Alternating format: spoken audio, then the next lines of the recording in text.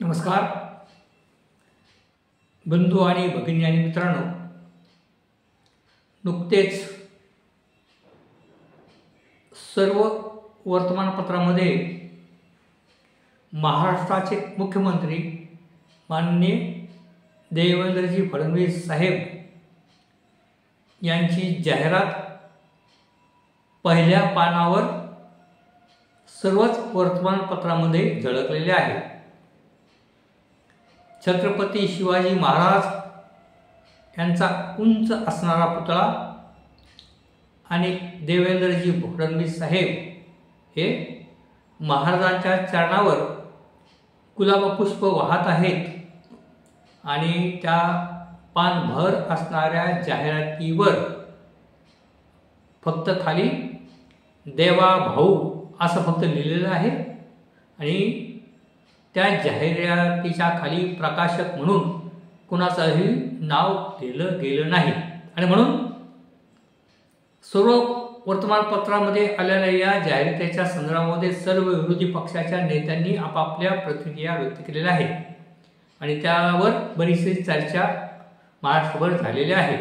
तेव्हा अनेक विरोधी पक्षाचे नेते म्हणाले की जाहिरात कोणी छापली आहे, तर काही जण म्हणाले की सरकारच्या म्हणजे देवाभाऊ यांच्या सरकारच्या धोरणामुळे ज्या काय इंजिनिअरिंग कंपनी असेल किंवा कुठल्या एखाद्या कंपनीला सरकारच्या धोरणामुळे करोडोचा त्यांना फायदा झाल्यामुळे, अब्जावधीचा त्यांना फायदा झाल्यामुळे त्याच कंपनीने एक परतफेड म्हणून ही जाहिरात केली असावी। पुन्हा काही लोकांचं असं म्हणणं झालं आहे की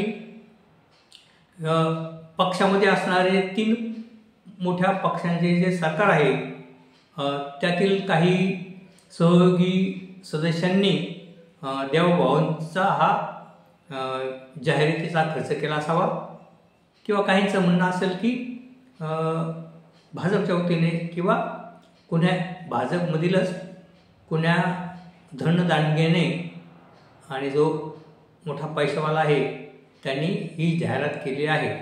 तर केवळ खाली प्रकाशक कोणी नसल्यामुळे अशा पद्धतीची वेगवेगळ्या स्वरूपाची चर्चा झालेली आहे। तर या ठिकाणी दुसरा असा एक मुद्दा निघतो की समजा कोणी एखाद्या पैशावाल्याने एका उद्योगपती असेल किंवा कोणी धनदांडगा असेल त्याने ही देवभावाची जाहिरात केली तर तो निश्चितपणे समजा 10 कोटी त्यांनी खर्च केला असेल तर तो 20 कोटी नंतरच्या काळात तो सरकारकडून वसूल करेल याची पण शक्यता नाकारता येत नाही। तेव्हा अशा पद्धतीच्या वेगवेगळ्या चर्चा महाराष्ट्रामध्ये रंगल्या होत्या। तर ही विरोधी पक्षातले अनेक नेते मंडळी म्हणू लागले की जवळजवळ इंग्रजी वर्तमानपत्र, हिंदी, मराठी सर्वच वर्तमानपत्रांमध्ये ही जाहिरात आल्यामुळे आणि पहिला पान संपूर्ण पहिलं पान त्या जाहिरातीने व्यापल्यामुळे काही 100 करोड खर्च झाला, कोणी म्हणणं 60-70-100 करोड खर्च झाला असं देखील विरोधी पक्षातले अनेक नेते म्हणू लागले आणि भारतीय जनता पार्टीचे समर्थक असतील, जे त्यांचे प्रवक्ते असतील किंवा देवाभाऊंचे जे भक्त आहेत किंवा देवाभाऊंचे जे समर्थक आहेत ते असे म्हणू लागले की फार 4 किंवा 5 कोटी खर्च झाला असेल या सगळ्याच वर्तमानपत्रामध्ये संपूर्ण पानभर जाहिरात देण्यासाठी 4 किंवा 5 कोटी खर्च झाला असेल। तर जो काही खर्च झाला तो कोटीच्या हिशोबामध्ये आहे। तर अशा पद्धतीच्या जाहिराती हे याच वेळेला देण्याचं कारण काय, तर महाराष्ट्रामध्ये आपल्याला माहीत ज्वलंत प्रश्न मराठा आरक्षणाचा आणि जारंगे पाटील याचं उपोषण। तर जारंगे पाटलांनी उपोषणाच्या दरम्यान कुठल्याही नेत्यावर टीका केली नाही। जारंगे पाटील यांनी फक्त देवेंद्र फडणवीस यांच्यावर जहरी टीका केलेली आहे हे संपूर्ण महाराष्ट्र जाणतो आणि मराठ्यांचा आता एकमेव नेता जर कोणी असेल ते जारंगे पाटील आहेत। तर ते जारंगे पाटीलच जर देवेंद्र फडणवीस यांच्यावर टीका करतो तर मराठा समाज देखील जारंगे पाटलावर मराठा समाज देखील फडणवीस साहेबांवर नाराज आहे। तर ती तीव्रता कमी करण्यासाठी आणि एक छत्रपती शिवरायांचा मोठा जो पुतळा आहे त्याला फडणवीस साहेब नमन करतात आणि मराठा समाज हा छत्रपतींचा मावळा समजतो।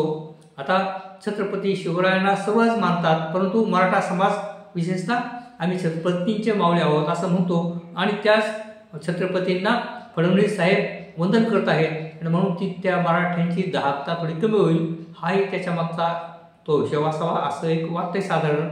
आणि काहींचं असं म्हणणं आहे की हा एक प्रसिद्धीचा सोर्स आणि जे कोणी ही जाहिरात केली असेल त्याला काही त्या आर्थिक लाभ मोठा झाला असं म्हणून त्यांनी जाहिरात केली. तर बंधू आणि भगिनींनो आणि मित्रांनो, माझा या विषयावर माझा स्वतःचा एक वेगळा काय असा आहे, आपल्याला पटलं तर आपण आपल्या या व्हिडिओच्या शेवटी लिहा आणि आपली प्रतिक्रिया कळवा.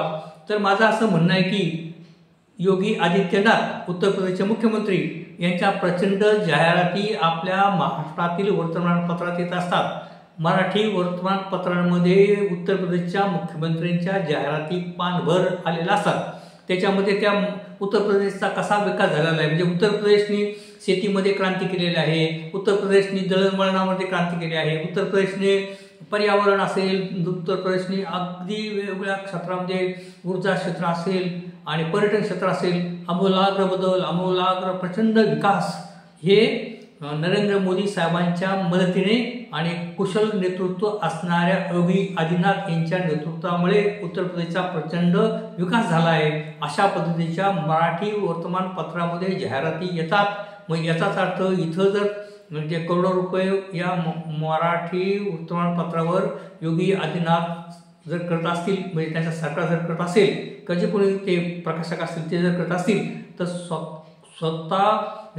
स्वतःच्या राज्यामध्ये असणाऱ्या वर्तमानपत्रामध्ये किती करोडचा जाहिराती येत असतील, हा एक विषय आहे. तर या दोन मुख्यमंत्र्यांच्या जाहिराती मोठं ठळक अक्षरांनी येत आहेत. तर या अगोदर मला असं म्हणायचं आहे की 2014 पासून ही प्रक्रिया सुरू झालेली आहे. कारण ज्या वेळेला नरेंद्र मोदी साहेब गुजरातचे मुख्यमंत्री होते त्यावेळेला गुजरातचा प्रचंड विकास झाला आहे आणि नरेंद्र मोदी हे गुजरात विकासाचे एक महापुरुष आहेत आणि एक गुजरात पॅटर्न आणि म्हणजे जर नरेंद्र मोदी साहेबांनी गुजरातचा प्रचंड विकास केलेला आहे, त्या गुजरातच्या प्रचंड विकासाचं मॉडेल आपण भारतामध्ये राबवायचं आणि त्यासाठी नरेंद्र मोदी यांना पंतप्रधान करायचं असं भारतीय जनता पार्टीच्या नेत्यांनी ठरवलं आणि तशा पद्धतीचं कॅम्पेन आणि त्याचा प्रचार आणि तशा पद्धतीच्या जाहिराती होऊ लागल्या आणि त्याचाच परिणाम असा झाला की 2014 पासून मुख्यमंत्री नरेंद्र मोदी साहेब झाले. ते आतापर्यंत वारंवार निवडून येतात, भाजप निवडून येते आणि माननीय नरेंद्र मोदी हे पंतप्रधान आहेत. तर आता या ठिकाणी प्रश्न असा झालेला आहे की मागील काही काळामध्ये RSS म्हणजे राष्ट्रीय शिवसंघाचे जे नेते जे आहेत प्रमुख,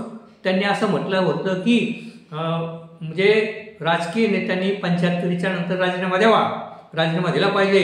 तेव्हा त्यांचे हे वाक्याचं त्यांनी जे हे विधान केलं त्याच्यावर मोठी गजब मारला, चर्चा झाली आणि त्यात अनेक लोकांचं असं म्हणणं झालं होतं की RSSनी एक प्रकारचं म्हणजे राष्ट्रीय शिवसंघाने एक प्रकारचा नरेंद्र मोदी साहेबांना इशारा दिला आहे की आता तुमचं 3 वर्ष राहिलेले आहेत, म्हणजे हे 3 वर्ष तुमचे संपले की मग तुम्हाला निवडणुकीला उभं राहता येणार नाही आणि तुम्ही आता घरी आराम करा.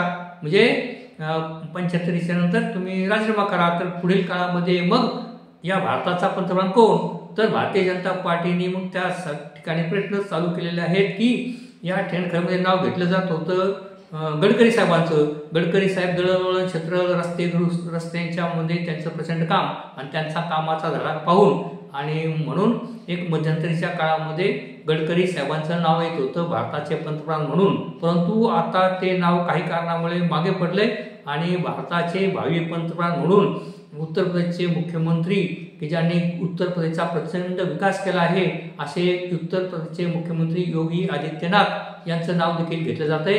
आणि त्याचबरोबर नाव घेतलं जात आहे महाराष्ट्राचे मुख्यमंत्री देवेंद्रजी फडणवीस साहेब. तेव्हा ही दोन नावं विशेषतः चर्चेली जात आहेत पुढील 3 वर्षाच्या नंतर भारताचे पंतप्रधान होण्याच्या यादीमध्ये. तर त्यासाठी मग ही प्रचंड जाहिरातबाजी सुरू झालेली आहे असं मला वाटतं आणि त्यासाठी ज्या जाहिराती देणारी सरकारच्या वतीने जाहिरात असेल किंवा संस्थेच्या वतीने जाहिरात असेल किंवा पक्षाच्या वतीने जाहिरात असेल किंवा कोणी एखाद्या उद्योगपतीच्या माध्यमातून जाहिरात असेल किंवा असे नाव न छापता असणाऱ्या जाहिराती असतील, परंतु अशा जाहिराती वारंवार आता येण्याची शक्यता आहे. कारण त्या अगोदरच आपल्याला मी सांगितलं आहे की योगीजींच्या प्रचंड जाहिराती भारतभर प्रचंड खर्च करून होत असतात आणि एक प्रचंड मोदीप्रमाणेच ते एक महापुरुष आणि एक विकास पुरुष आहेत अशी एक प्रकारची छबी संपूर्ण भारतभर जाहिरातीच्या रूपाने त्यांना करायची. आणि त्याचप्रमाणे आता इकडे फडणवीस साहेबांच्या देखील तशाच पद्धतीची जाहिराती देऊन एक प्रचंड युगपुरुष किंवा एक प्रचंड महापुरुष म्हणू किंवा एक मोठे विकास पुरुष असं एक प्रकारची छबी त्यांची निर्माण करायची. अर्थात योगीजी असतील किंवा फडणवीस असतील त्यांचं कर्तृत्व मोठंच आहे, त्याबद्दल काय वाद नाही. परंतु भारताचे पंतप्रधान त्यांचे जर या दोन माणसांची नावं घेत असतील तर यांची आताच 3 वर्षामध्ये प्रचंड एक संपूर्ण हवा पूर्ण भारतभर करणे हे देखील गरजेचं आहे. आणि या गोष्टीमध्ये भारतीय जनता पार्टी तर्फेच आहे. तेव्हा अशा पद्धतीच्या माध्यमातून ह्या जाहिराती येत असावेत असं मला वाटतं. आपल्याला काय वाटतं? आपण निश्चितपणे माझ्या या व्हिडिओच्या कॉमेंट्स बॉक्समध्ये लिहा. कारण एका बाजूला योगीजींच्या प्रचंड जाहिराती आणि आता सुरू झाल्या आहेत देवाभाऊंच्या जाहिराती. तर देवाभाऊला प्रचंड प्रमाणात एक मोठं त्यांना बनवायचं प्रसिद्धीच्या माध्यमातून आणि अशा पद्धतीच्या जाहिराती या आता येऊ लागलेल्या आहेत आणि पुढील काळामध्ये देखील अशाच मोठमोठ्या जाहिराती येण्याची शक्यता नाकारता येत नाही. अर्थात जाहिराती देणारे जे कोणी असतील, आता या जाहिरातीमध्ये ही नुकतीच महाराष्ट्रातल्या वर्तमानपत्रामध्ये आलेली जाहिरातीमध्ये कुणी कोणाचं नाव लिहिलं नाही. तर ज्यांनी कुणी नाव लिहिलं नसेल तर ते कुणीतरी मोठेच उद्योगपती असतील, मोठे पैसेवाले असतील, धनदांडके असतील आणि यांची एक सुप्त इच्छा असते की आता जर आपण या साहेबांवर करोडो रुपये खर्च केले तर ते निवडून आल्याच्या नंतर ते मोठ्या पदावर गेल्यानंतर त्यांच्या माध्यमातून आपण त्याच्या 10 पट आणखी कमवू शकतो. अशा प्रकारची एका धनिकांची कोणाची ती सुप्त इच्छा असेल आणि त्याने ती जाहिरात केली असावी असंही म्हणण्याला वाव आहे. तेव्हा बंधू आणि भगिनींनो, अशा पद्धतीचे व्हिडिओ घेऊन मी आपल्या समोर येत असतो. तेव्हा आपलं काय म्हणणं आहे की या ज्या प्रचंड जाहिराती येत आहेत त्या जाहिरातीच्या संदर्भामध्ये आपलं काय म्हणणं आहे? आपण निश्चितपणे माझ्या कमेंट्स बॉक्समध्ये याची प्रतिक्रिया नोंदवा.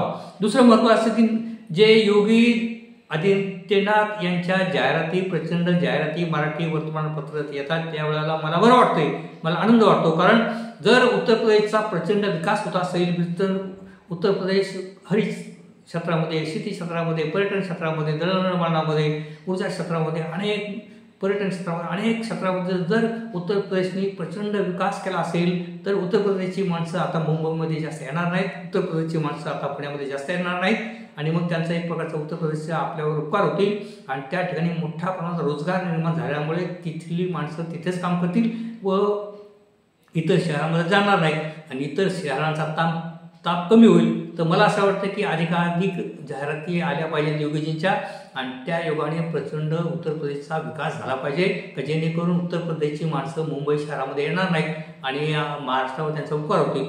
तर तिथं त्या जे विकास पुरुष म्हणून योगी आदित्यनाथ यांना म्हटलं जाते जाहिरातीच्या माध्यमातून, तर त्यांनी खरोखर उत्तर प्रदेशचा प्रचंड विकास करावा आणि नरेंद्र मोदी साहेबांनी त्यांना भरघोसारखं हे करावं आणि उत्तर प्रदेशचा प्रचंड विकास व्हावा की जेणेकरून उत्तर प्रदेशची माणसं मुंबई शहरामध्ये येणार नाहीत आणि मुंबईचा ताण कमी होईल असं देखील मला वाटतं. आपल्याला काय वाटतं? तर आपण निश्चितपणे या माझ्या व्हिडिओच्या कॉमेंट्स बॉक्समध्ये लिहा. आपल्या प्रतिक्रिया आपण नोंदवा. तेव्हा बंधू आणि भगिनींनो, अशा पद्धतीचे व्हिडिओ घेऊन मी आपल्या समोर येत असतो.